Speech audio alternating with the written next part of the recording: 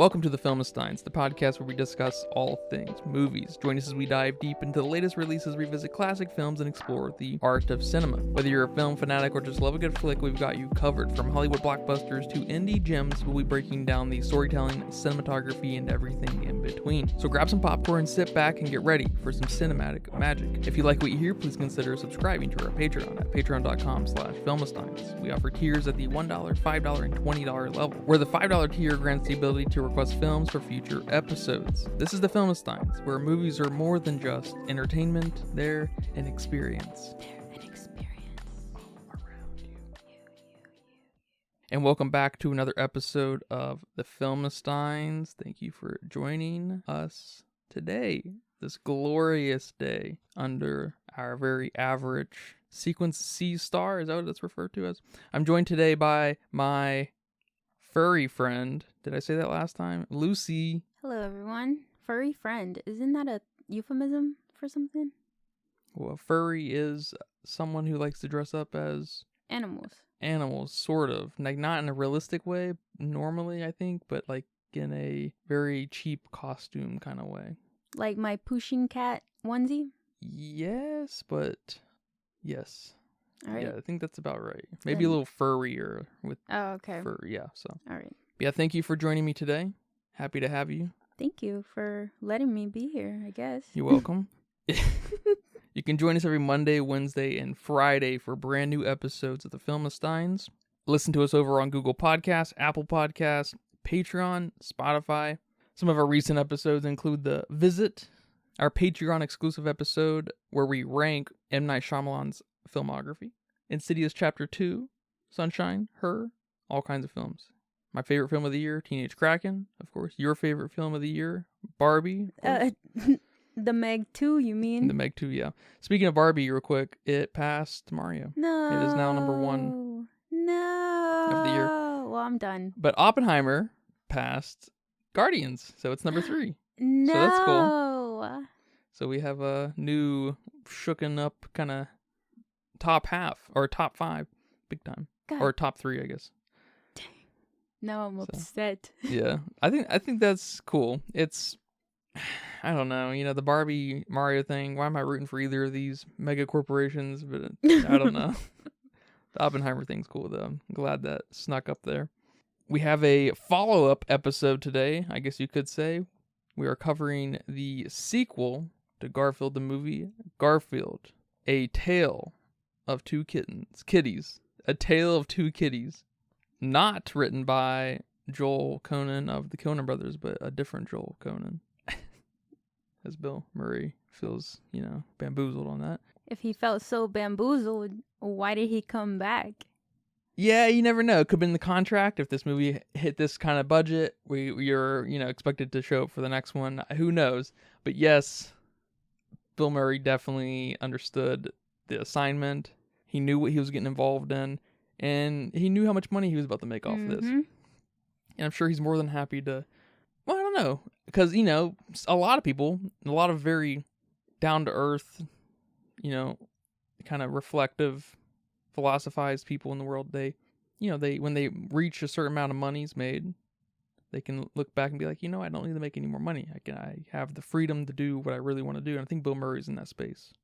Oh, okay. And so, because I was going to say he might do this again, to make the money, but he's got all the money any one man could ever want. There's no doubt about it. I guess unless he's just crazy with his money. Who knows? But yeah, maybe he's in debt. He might actually be, but if he wasn't in debt, I don't think he'd be working with Wes Anderson because Wes Anderson doesn't make any money. He's got states and shit and countries funding his films. Oh, they're all write-offs and stuff. Oh my gosh. No, I'm just kidding. Wes Anderson's great. But yeah, man, we are covering the follow-up to a childhood favorite of yours and many others, Garfield, A Tale of Two Kittens. I want to say kittens. You can say kittens. Tale of Two Kittens. They'll read the title. It's, I just want to say off the top, it's better than the first one. It hones in on the cartoon element, which we don't really have. It's because Garfield's a comic strip, so that's the source material is not a cartoon. It is procedural. It's like the origin of procedural. It's like the origin of truly procedural, the procedural medium, I guess. the comic strip is, and cartoons no doubt took a page out of that notebook. And so that's cool. I think the common thread there is very cool. Or I think the tether there is cool. So, but I like that this kind of runs with a cartoony thing versus the first film is very, very one note and just delivers on introducing, everything we know about Garfield is in this movie. It's like he loves lasagna, he's fat, he hates Sundays, he likes black eyed peas apparently. That's all in the first one. And now we're introduced to like the world of Garfield and that there's Garfield lookalikes that are royalty, and that's weird and fun. So I don't know, man. Tell me a little bit about this Garfield sequel that I can't believe we got. It makes sense, I guess, money-wise, but I can't believe we have 2 Garfield movies. That's strange, if you ask me. Well, I'm gonna disagree with you, but it's not a huge disagreement. It was hard for me to pick which one I like more than the other. So, we're not completely off here. Okay. But I do think I like the first one better. This one gave me better CG, and I like that. I like that it gave me more, maybe plot-wise, and, just more to the story. It wasn't as one note as the first one. But I don't like how kiddish it went. I think it just went overboard on the kiddish, and I just didn't like that. It was too much. Yeah, I guess that is what I like. It kind of because it leans into that because we put John and Liz a little bit on the back burner here. They were a little bit more front and center, sort of in the first film because Garfield was like I'm John's life, and everything. Mm-hmm. So John was a big part of that. And then this, John's really just not really part of the plot, really in any way whatsoever. I guess he's how do you say that? The MacGuffin? Yeah, he's a MacGuffin. Because he needs to go to London to propose to Liz. Yeah. He can't wait for her to come back for some reason. He has to go. So I guess that starts Garfield's other world, other life here. But yeah, otherwise, they're kind of in the background. Yeah, I like that about this, I guess. But, okay, we got rid of John and Liz, but now we have the new bad guy, Lord Dargis, and all his lawyer friends, and then now we have animals. So it's like we went from Liz and John to all this other stuff. We still don't have more Garfield. Yeah, we got a lot of Prince and the other animals here. That's true. We did lose a little Garfield in the process of becoming a little bit more kid-oriented and just cartoonish and silly. But I think it's a good trade-off after you've seen the first film because you quickly realize that Garfield's not a real character. He is just a fat cat that likes lasagnas and hates Mondays. You know what I mean? So it's amazing they were able to pull a story out of Garfield anyways, I think, like this, because I think it's funny in just a strange way. Like, who would have fucking thought, all right, let's have an identical cat who lives in Britain, comes from royalty, is the whatever generation, 12th, 13th generation of this cat. For some reason, they all look alike, identical to Garfield, and they're gonna get swapped. It's just that's a funny premise for a Garfield movie. I don't know how that comes to be, and I like that. And I like the beginning, of course. I think we discussed it a little bit right after we watched it. How it's a hardcore Aristocats homage. Is it a ripoff? I don't know because I think it's done pretty tastefully. Yeah, I don't think it's a ripoff. I think it's almost an inspiration. So I think they did a great job with that. And I do prefer the villain here because he's also a little more cartoony. And he's all about getting the house. And it's just so stupid. And he's like trying to navigate all these adults around so they don't see that the animals are conspiring against him and they make him look crazy. And I like that angle. And I don't like this bad guy. I think I don't know. Now that you say that he's a little too cartoonish, that might make me change my mind. Because his cartoonishness, I guess, is what made me not like him. It was like too exaggerated, too extra. But then again, that's the point of this. Yeah, because at the same time, we had all the animals who they had their little manor royalty mansion, like kind of not really hierarchy, but you know they knew their places and they were like their servants and serfs and cooks and whatever and butlers to Prince, and that is, you know, it's hard, you know, that's like a big part of the movie is, you know, being around these animals, these farm animals. They're not even really farm animals. They're like, I guess they're just kind of pet/barn animals. They kind of just are they just live amongst the mansion and they just are there. Do shit. Yeah, they're with Prince, yeah. It's his entourage. They are just his entourage, and you know, and then the ducks do they're the little trumpets or whatever. Yeah. The horns and stuff, and which is cute, and you hear the banter and stuff like they're at like a Game of Thrones meeting or something, stuff like that. You know what I mean? Like it's really cartoony, and I like that the most cartoony character is the villain, of course, right? And then everything else is just like normal mundane ass life, and so it kind of it just puts a nice contrast between the two, and Dargis is right in the middle, and they paint him, you know, not intentionally as basically crazy. They do drive him crazy, but they also make him look crazy, and I think that's really, I don't love this movie either. I'm talking it up a little bit too much right now. Yeah. But I think that's a really fun point that they managed to pull off pretty nicely. Yeah, maybe it's something about the talking animals that I don't like that just turned me off. The talking animal thing is strange, especially when they're real animals and they animate their mouths. Yes. It's weird. And I don't know why it looks so good sometimes. I'm just like, this shouldn't look and feel like, this shouldn't feel right, but it's working, and I don't like that. It's like, I guess, kind of uncanny. That new film Strays is kind of gonna be like that, I guess, and it's just, I don't like it, but it works surprisingly well. Yeah, hopefully it's done better here. One of my favorite films was the remake of Homeward Bound when I was a kid. I didn't watch those. I know what you're talking about, but I didn't watch those. Yeah, those the remakes, the animals talk. In the original, they don't think they talk. In the original Homeward Bound, the cat character, if I remember correctly, man, it's crazy.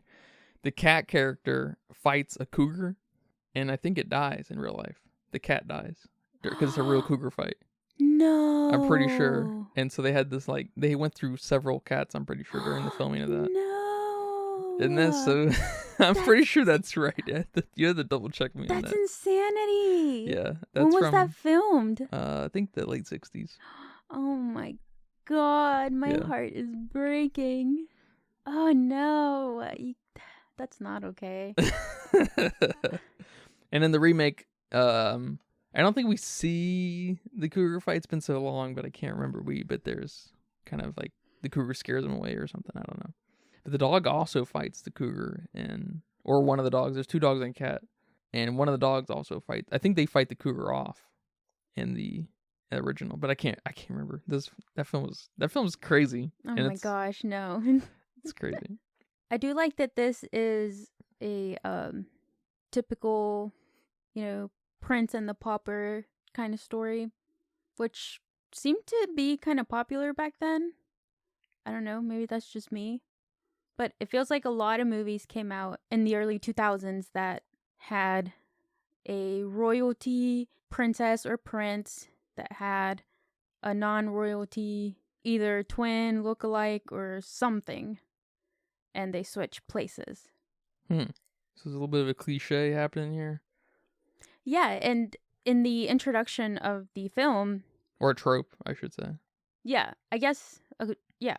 In the introduction of the film, we see these little illustrations of Garfield doing just kind of something mischievous with different fairy tale characters.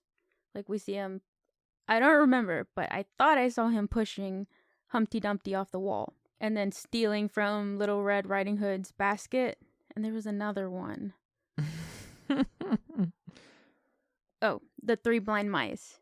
he was stealing their food. I don't know. It was all food related. So that's kind of the hint on this is a classic. I don't want to say fairy tale. I don't know if the Prince and the Pauper is a fairy tale per se, like these other ones are, but maybe a children's story. So I do like that a lot.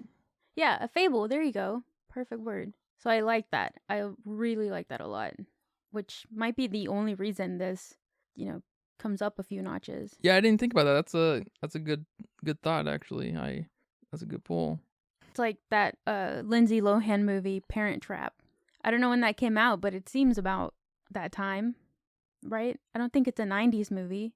And I think one of them comes from a rich family and one of them comes from a poor family. Yeah, I would say it's probably like 1998, 97. Okay. Yeah, because this was A Tale of Two Kitties came out in 2006. Yeah, 1998. The Parent Trap came out in 1998. Yeah, because she's the only reason I can kind of pinpoint that is because she's looking a little older now. Yeah, that's true. That's true. And that Netflix Christmas movie, man, she was looking older. I know she's had it hard, right? Battling with certain issues and stuff. Yeah. So I think drug addiction. So, that's unfortunate, but sorry, Lindsay Lohan. Yeah, sorry. But there was another movie, and this was a Barbie movie, and it was The Princess and the Pauper. And it looks like it came out in 2004. And that was probably one of my favorite animated Barbie movies. I think I had the dolls too, and again, same story. One was rich, one was poor, switched places. Yeah, that must be a very classic fable. I'm not super familiar with that premise. I've also never seen a Barbie movie other than the new Barbie movie, but You've never seen an animated Barbie movie? There's a lot of them. Yes. I know that. But I've never seen one. Is there an actual good Barbie movie, or are they all just commercial, little 60-minute films for 5-year-olds, for girls who are just obsessed with pink and Barbie? I can't tell you that with my new Shinigami eyes, because from me remembering them, they were great. So I'd have to rewatch them for sure, because I was very young, very girly, watching these. So. I could see at least some of those early Barbie movies being like surprisingly deep.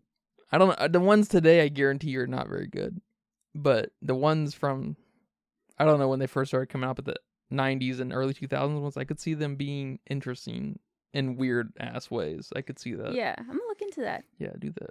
I like that the bulldog was like Garfield's butler. That was funny. I always thought that was kind of fitting. That's probably the main thing that sticks out in my mind, always has, about this movie. The bulldog is if that type of dog had an occupation, it would be a butler.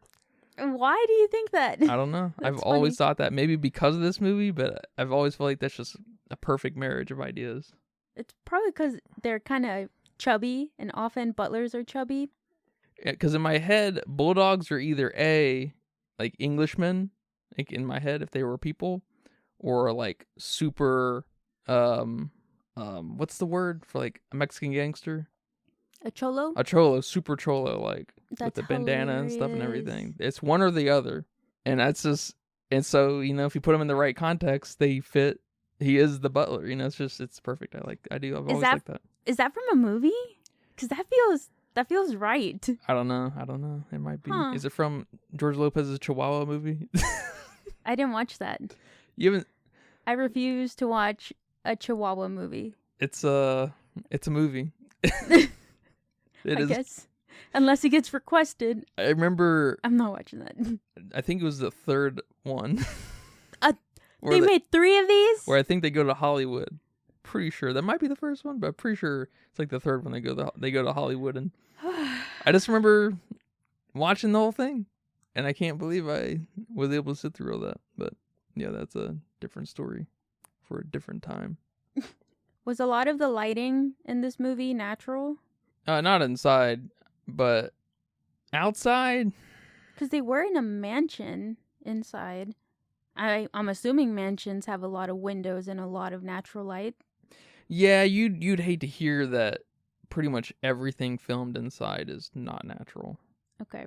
So just Because I know there's a lot of manipulation with lighting to get rid of shadows and stuff, but I don't know. people, so like generally when films are made, when you're trying to catch a natural look, you'll blast crazy light from outside through a window, but none of it's, that's usually what's happening. Because the sun catching people all nice and lit up, looking good, nice texture and nice depth on everything, doesn't naturally happen with just daylight, sunlight. You gotta get a lot of rays in there to bring out that depth. Yeah, and I guess you're filming all day, so the sun is moving. Yeah, and that's an important point too. Exactly. Yeah. Okay. Yeah. So, but a lot of the outside stuff, like the barn scene, that wasn't even outside, I bet. Because there's the barn scene, and then there's when our villain dude throws him in the river. There's the touristy scenes with Odie and Garfield, John driving. There's quite a bit outside. Yeah. I mean, I can't say for sure. The river scene was probably very real and doctored up. Because we gotta remember we're also in England, right? It's not bright in England. It's a very gray area. There's not a lot of sunlight, and they make it look really beautiful. And we just know that England's not beautiful. It's damn. So if you the rolling hills and stuff, if you like that, if you're into that, if you're into the light rains all the time and shit, that that's cool and all. I'm sure I would love England. That's why they're all pale, because they don't have any sun. So probably almost all of this was heavily doctored in a lot of ways, and a lot of this was probably everything that could be done on a set was done on a set, probably. Okay. Because I would imagine even like the city walks and stuff that were kind of happening, all of that was probably done on a set. What? Like some maybe pre-made kind of city set that is just used for lots of movies. That's pretty common to have. What? Yeah. No way. Yeah, you should look at the like Warner Brothers. I know a lot of it's like kind of. But this covered. is why I can't study film, because the magic will be lost. Yeah, some of it will be lost. No. But at the same time, directors love, especially your kind of gonzo indie directors who don't want to spend a lot of money. They'll go out and try to do it the cheapest way possible, and so a lot of times that is just, I'll give you $5,000 to film in your house for a week. They'll be like, all right, depend on, that's kind of all depends on who you know and stuff. But this film was definitely filmed in they call it a soundstage or on a studio lot. But yeah, you should look up some pictures of the like Warner Brothers studio lot. They have a lot of, like, over here it'll look like a western town, and over there it'll be the White House, and over here it'll be New York City, and over here it'll be this very specific corner in Las Vegas. It'll just be like a mix match of different just things they might need for different stuff. That's cool. Yeah. That'd be really fun to go visit. Yeah, and I'm sure a lot of that might be there for some like touristy kind of just cultural kind of things, because at the end of the day, a lot of things are just built in sound stages anyways, so I want to say, I'm not too sure, I want to say back in the 40s and 50s that sets were reused more often. Okay. So I think there's a little something to that. I'm not 100% on that. That should be an easy look up, really, but yeah, I just figured with all the outdoor scenes, and nothing felt different. I don't know. Maybe it did feel a little brighter. Well, from outside to inside? No, just I guess compared to the first one, this one felt a little brighter. Yeah, it did. I guess because of the grass too. Like we saw some big patches of green grass and stuff, and it definitely felt brighter. I would have to agree with that. Absolutely. Yeah, so I was just thinking it was if it was more natural light or what, but yeah, unfortunately, natural light on a camera isn't usually very flattering. Look, I'm just thinking about my selfies. They look great under natural light. Yeah. But also, I'm just standing there. Capturing that very specific moment. Yeah, for a minute. Yeah. If that. So. We'll have to watch Revenant. I think that film is entirely natural. Really? And it's an amazing looking film. That's the Leo one, right? I think Yeah. I think I saw some of that, but I fell asleep. Isn't it long? Or I just fell asleep? I don't know. It's probably pretty long if I had to guess. I can't remember, but yeah, that film.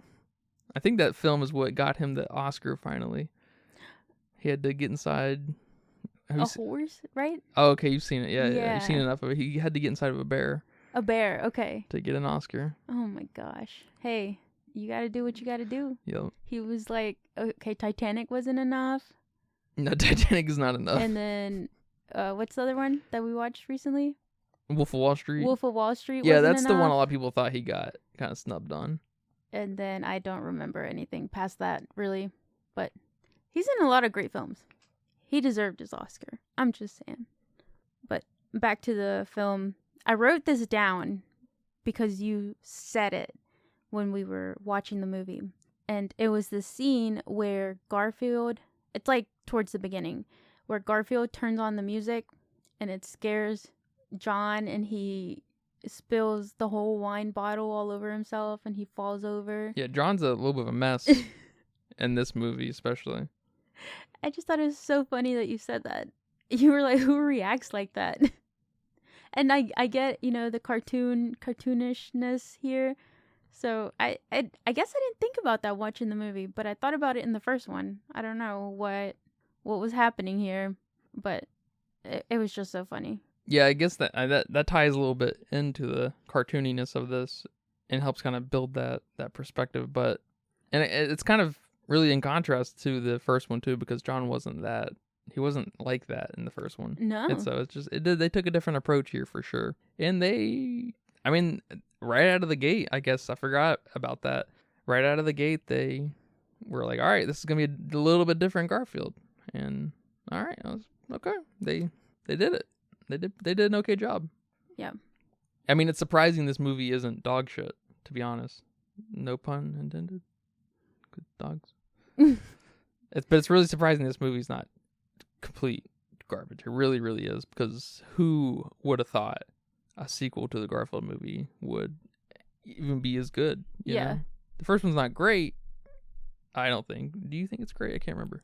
It's a childhood favorite, so that's kind of, it blurs a little bit of your lines, but it's not a great piece of... Yeah. Is it a guilty pleasure? Yes. Yeah. I think it's a guilty pleasure for sure. Yeah, that's good. You need guilty pleasures, to be honest, to help keep you well-rounded. For every 10 out of 10, you need a guilty pleasure. It's the balance of life. I think I have the opposite problem. For every guilty pleasure, you have a favorite? For every 10 guilty pleasures, I have a favorite. Oh, okay. No. For every 10 out of 10 favorite. Oh, okay. You need a guilty pleasure to kind of balance the scales. For every 10 guilty pleasures, I thought that's what you have. said. Well, that is a different problem. That's not the opposite problem. That's like the contrapositive problem. My bad. I misheard you. That's funny. I also wanted to bring up that weird ass scene where they just decided to, change the rate here and slow down those corgis coming out of the castle. Do you remember that scene? Yeah, that was weird. It was like the two corgis, and it was the frame rate. They slowed down the frame rate a lot. It was weird. Why? Because they're royalty. I don't know. They were the Queen's corgis, weren't they? Yes. Yeah, the royal corgis. I don't know what that was about. That was funny. It's stupid. It was stupid. It wasn't funny. I take that back, but it was funny in like I don't know about that. Because that type of, what do you call that? Slow-mo. Yeah, that type of slow-mo, that happens in the editing, right? Yeah. So, I guess when do you decide to make that type of slow-mo? Usually I see it when somebody's kind of experiencing this what the fuck moment. Maybe some sort of like disorientation. Yeah, or like a sexy moment. Like girl gets out of the water or something. Yeah, and she's coming out all sexy and stuff. Yeah. And neither of those apply to these corgis. They weren't like, ooh, Sexy corgis. I guess that'd be kind of weird anyways for Garfield. I guess it was Prince who was seeing the... It was Garfield. Yeah, Garfield saying that about dogs would be kind of strange. I don't know if we need to cross-pollinate animals quite like that. We'll leave that to the furries, but it is a little weird. I don't know what I don't know why not just let them say what they said about the royal corgis, and the corgis just stroll by, but yeah, instead they go with something that's gonna stick out. Yeah, it's and weird. I think Garfield's like, oh look, there's the royal corgis, and he like moves around some people to watch them, and then we have that weird slow-mo scene, and then I don't remember what he says, but he's basically like, well, screw you guys, or like, you're stuck up, or something like that. I don't know. It was just weird. I've never noticed that before. Yeah, is it something specific that the editors or Tim Hill, the director, is like, we got to stick it to the man in some way or another? Yeah, I don't know. I have no idea. It's always kind of funny. I don't know if that's what's happening here, but that is kind of a funny move when companies like a Nickelodeon or well, I guess at this time I'm not sure. It looks like these were distributed by Fox back in the day, which is what I was about to say. It's kind of funny when a Disney type figure has something to say about really anything, because they're like oftentimes part of the problem about whatever they're saying. Yeah, people say that about you. Yeah, you're not in the position, like when you lose your indie status or your whatever status, you kind of, I don't know, it's kind of silly when you have something to say that's like that, which is just kind of, it does suck for them, because it starts to limit it starts to feel like that. I can imagine working for being a Disney exec or director or creative or whatever. It feels like it probably kind of limits what you can do, because that's... Yeah. But at the same time, I don't know if they give a shit. I think they clearly give a shit based off of the vanillifying of and just commercializing all of their shit. Like, everything is just nonsense, and it's just like printing coloring books or something. It's just like there's just nothing to any of what they're doing. Yeah, especially with all the recent stuff with the inclusivity. Yeah, and it's such a half step. 9 times out of 10, it's just so bizarre. Yeah. It's so bizarre. It's an identity crisis, I guess, at the end of the day. Yeah. And I hope they rebound, because I don't want, don't need people losing their jobs. Although, Disney, hit me up if you're looking for cheap work. I'll do whatever you want me to. All right. Not me, Disney. I have standards. I don't have standards. I guess the last thing I want to say about this movie, my favorite scene is when he's teaching them how to make the lasagna. Yeah, that's probably my favorite scene too. And it's just another great cartoon. Yes. There's a lot of, they own the cartoon the angle they've taken here. It's actually kind of surprising. It's surprising this movie makes sense. They set the logic out. It makes sense. The first one made sense. The first one makes sense, sure. But they set the logic out. Well, first of all, they take a different angle, and then they set new logic out. They get us in London. It's just like, okay, how the fuck? But it all just kind of comes together and works out, and it's a pretty effective Garfield movie. And I'm with you. I have to agree. I think the lasagna cooking scene is probably the coolest scene of the movie. Yeah. Yeah. It's, even as a kid, it was awesome. Rewatching it was awesome. So I had forgotten completely about that scene, but when the butler bulldog was like, what do you want? And Garfield was like, I want fucking lasagna. You giving me all this nonsense, which is also funny because the Brits are made fun of for their shitty food too. Oh, that's hilarious. And it's lasagna. And so they're going there and trying to make lasagna, and they have no idea even what lasagna is, right? And so Garfield walks up in there, and he's teaching all these people he's teaching all these guys to make lasagna, and they all get to eat lasagna with him. It's cute. It's adorable. It's all just it's almost like a very biological It's almost like a biological Rube Goldberg machine all happening at once. You know, we got all these moving pieces and stuff. It's fun. It's good. And then my favorite part of all that is when I think the goat it is, stepping on the tomatoes. The tomatoes. Oh, okay. Yeah. And making some sauce for us. That's hilarious. I thought you were going to say when the goat shuts the oven door. That's cute too. I think he pushes the lasagna pan in. So Yeah. he's got 2 jobs here. Yeah, those are cute. Yeah, I like that he's not only teaching them how to do or how to make lasagna, but it's 3 cheese lasagna. I like that he's specific He's about... an aficionado, yeah. Yeah, I love that. Nice little detail. Yes. I also liked when I think it was the ducks and like maybe the bulldog were like in the background of something, and they were like peeking around a corner. I think maybe around Dargis or something, and Dargis looked and they were gone. I liked that. That was nice and stupid. So decent for a Garfield film. It's, I can't believe it works. It's a really kind of surprising film. What would you give it on your letterbox? You have no idea? I have no idea. I'm not going more than a 2. Now I sound like you. Whoa. Yeah, I'm not going more than 1. All right, never mind. It doesn't do anything for me. Yeah, it's serviceable. That one space is pretty much mostly serviceable. And I didn't like Prince's voice. It was a little too it just didn't fit Garfield, or it didn't fit English Garfield. So, not to say that's why it gets this low of a score, but yeah, it just wasn't doing it for me. I definitely give the first one maybe 0.5 higher, whatever I decide to give them. But if the first one is 2.5, this is a 2. Or if the first one's 2, this is a 1.5. That's probably where I'm at. Yeah, that's respectable. That's good. Well, how much do you think this movie cost to make? Can I get your budget prediction guess? So the first one made 50, or the first one made, no. The budget for the first film was 50. Yeah. So I know. Isn't that crazy? That is crazy. So I know it had to be higher.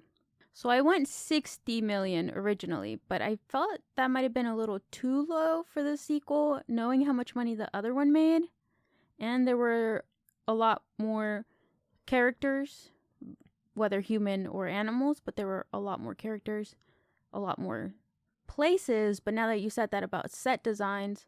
I mean, still, though, it's building out a set is much more expensive than filming on location, though, so.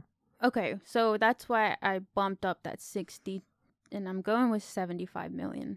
Yeah, which makes sense because it's, I don't know why, but I guess I'm starting to realize that super commercial films tend to be much more expensive than you think. It's kind of funny. I don't know how Hereditary cost 10 million when a film like Garfield can cost more than 50 million. Yeah, I wonder if there's something there about, wait, what'd you say? 50 million? That was the...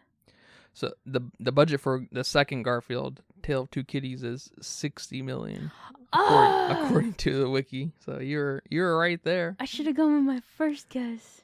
It went on to make 143 million, so Okay. it did decent. Good job. I'm a little bit surprised we didn't see a third one, but this was right before studios and distributors realized they could fuck things into the ground infinitely, until even when nothing was there to fuck. You know what I mean? Yeah. They just pretend and tell you that they're fucking something and nothing's actually there, and then they hand you a plate of nothing. Damn. And I'm just like, what is this? Get that corn out of my face. That's what I say. Oh my gosh. Yeah, but I mean that's awesome. That's cool. I like it when everything makes money. It helps the world go around. That's a lot of money, isn't it? Yeah. The budget. Yes. How expensive these films are. Just like No Hard Feelings. Just like, what? I wonder if there's something to... Well, there's got to be. Something to just small little costs here or there with, I guess, non-movie related stuff. Like the lunches, the dinners, the coffees, the donuts, the rides. Maybe Hereditary, they... made peanut butter and jelly sandwiches. Sure. And Absolutely. all carpooled together. Absolutely. yeah, there's definitely something to say about things like paying for people's gas and per diems and everything. And it might even be worth saying too how much can each of these, department keys and shit, they might ask for more money because they're working with someone like a Fox versus whoever Ari Aster. Maybe they're just working with Ari Aster and he's working with a few producers. They're not even working with a big production company. That's true. You know what I mean? That's A24 is huge now, obviously, but they are different, because if you're, if you made a piece of art, ceramic, painting or whatever, you're like, all right, I'm gonna sell this thing, and this rich little white lady comes up to you versus this normal ass person, you might sell it to her for 3 or 4 times as much. Heck know, because she can, and she's probably happy to pay it. Yeah, she may not even want it if it's only $500. She's only gonna buy it if it's $2,500. I'm like, exactly. Right, okay, you need something else? Buy 2 get 1 free. I'll make it right now. I'll do in front of you. I'll film it. Whatever you want. Yeah. So there might be a little bit of that happening too, but I don't know, man. It's strange. It really is. I'd like to get to the nut of that at some point.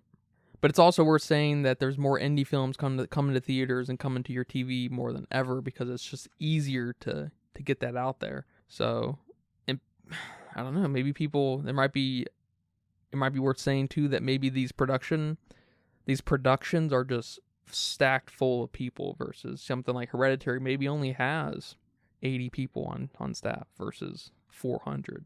You know what I mean? So there's that too. Yeah, the personal assistant didn't have a personal assistant. Exactly. Yeah. That does happen.